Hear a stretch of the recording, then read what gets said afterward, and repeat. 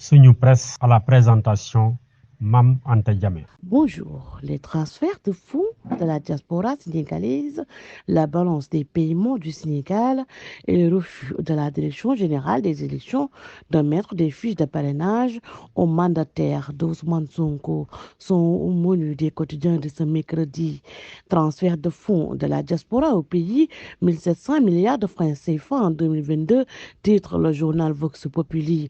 En 2022, les Sénégalais résidant à l'extérieur ont transféré 1700 milliards de francs CFA vers leur pays, d'après les données de la balance de paiement du Sénégal, présentée mardi sous la présidence du ministre des Finances et du Budget Mamadou Moustapha Ba et du directeur national de la Banque centrale des États de l'Afrique de l'Ouest, BCEAO, écrit le journal.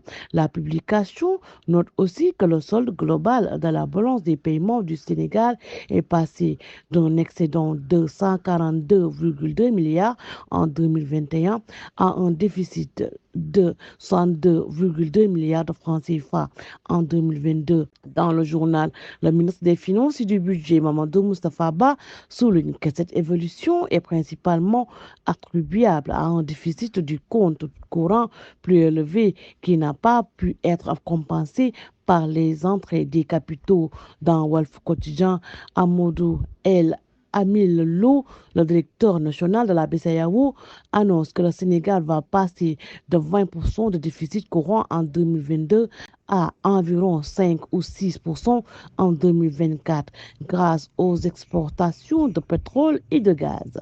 C'est dire qu'il y a au niveau de l'orientation de la dynamique de nos balances de paiement, une nouvelle ère qui va s'ouvrir. Ce qui est visé, c'est la transformation structurelle de notre économie par une poursuite de la diversification de la base des exportations pour que le Sénégal puisse être dans ce chemin vertueux d'un déficit budgétaire maîtrisé, mais également d'un déficit courant qui soit soutenable pour que l'on puisse continuer à bénéficier de la confiance des investisseurs étrangers, a-t-il déclaré lors de la 16e édition de la journée annuelle de diffusion des comptes extérieurs du Sénégal.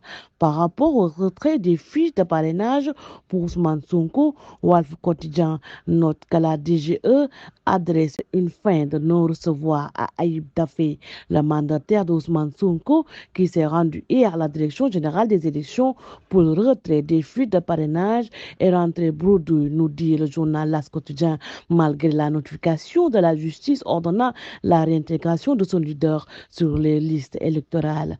Ayib Dafé n'a pas reçu de fiche. En juin au dilatoire, Maître Ciré Clédorli, avocat de Sonko, affirme qu'Atanor Tiendalafal est en train d'exécuter le plan du pouvoir, nous dit le journal. Bosby le jour, le quotidien Bosby relève qu'après avoir poireauté pendant 3 heures de temps sans voir l'ombre d'une fiche, encore moins la silhouette de Tiendala, c'est un Ayib Dafé, l'air hérité, qui s'est adressé hier à la presse. Il est sorti de la direction de l'automatisation du fichier et de la DGE sans réintégration de Sonko ni fiche de parrainage. Sonko, toujours dans le dur, s'exclame Sud Quotidien en ordonnant sa réintégration sur les listes électorales vendredi. Le tribunal de grande instance hors classe de Dakar remet l'opposant Ousmane Sonko dans la course à la présidentielle 2024. Cependant, face au refus de la Direction générale des élections de remettre les fiches de parrainage à son mandataire et à la date butoir du Conseil constitutionnel pour recevoir les dossiers de candidature à la présidentielle, une menace de fermeture plane sur la candidature d'Ousmane Sonko, écrit le journal. Exécution de la décision de réinscrire Sonko sur les listes, la DGE se barricade selon le journal LAS. Ousmane Sonko, toujours privé de fiches de parrainage, dixit le journal Enquête. Bonne lecture et bonne journée. Suñu Presse vous a été offert par l'Agence sénégalaise de la reforestation et de la Grande Muraille Verte.